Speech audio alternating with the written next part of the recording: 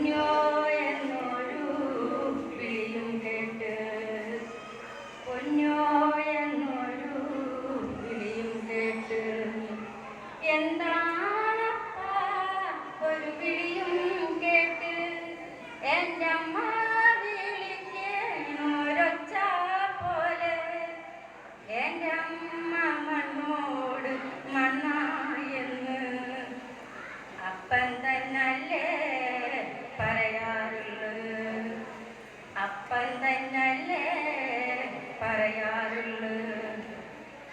ആയ കഥ കേട്ട് കരയരുതേ പൊന്നോ, ആയ കഥ ഞാൻ ചൊല്ലിത്തരാം, ആയ കഥ കേട്ട് കരയരുതേ പൊന്നോ, ആയ കഥ ഞാൻ ചൊല്ലിത്തരാം.